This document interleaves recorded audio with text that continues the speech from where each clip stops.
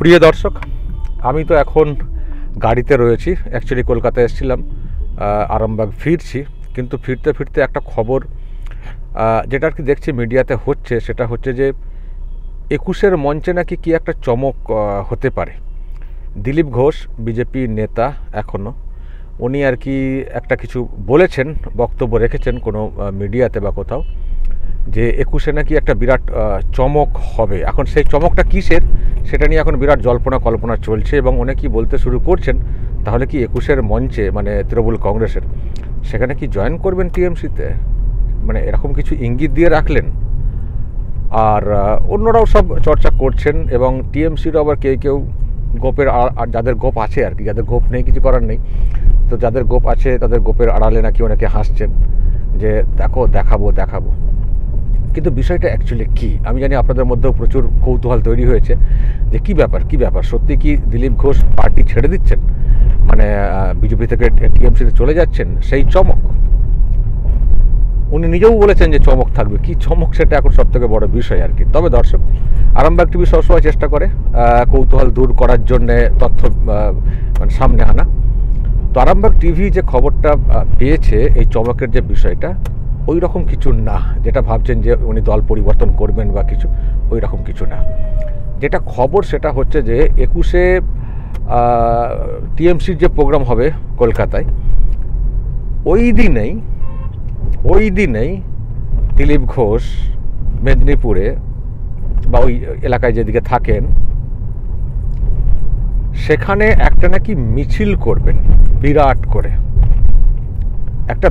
করে বিজেপির ব্যানারেই একটা মিছিল করবেন, এমনটাই হচ্ছে খবর। তার মানে উনি দল চেঞ্জ করছেন না, উনি বিজেপিতেই আছেন। মানে চমক বলতে ওই রকম দল পরিবর্তন, ফুলবদল যেটা নিয়ে বলা হচ্ছে, ফুলবদলের কোনো ব্যাপার না। উনি ওই দিন একটা বিরাট মিছিল করে চমক দেবেন।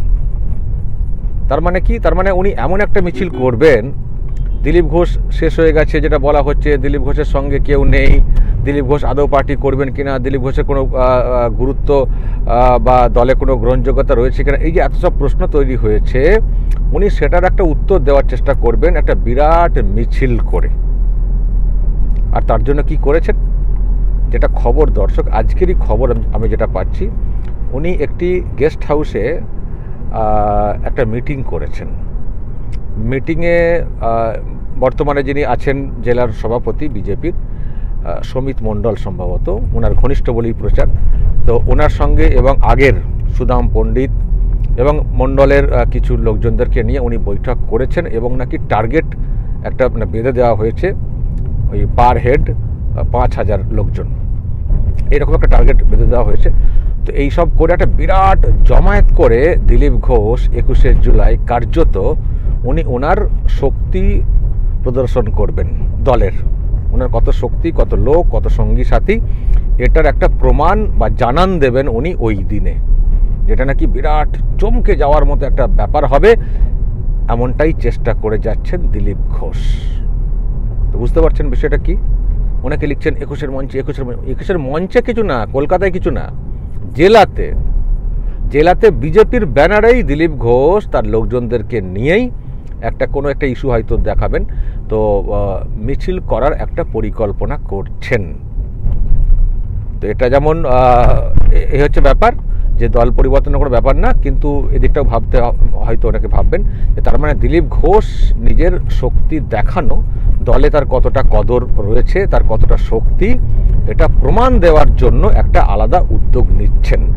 তো সেটা তৃণমূল কংগ্রেসকে চমক দেওয়াটা না, তার যেটা কোথাও আমার মনে হচ্ছে উদ্দেশ্য, সেটা হচ্ছে বিজেপির নেতৃত্ব যারা আছেন বা ইদানিং যারা সামনের সারিতে এসছেন তাদেরকে চমক দেওয়ার জন্যই কার্যত এই উদ্যোগটা উনি নিচ্ছেন।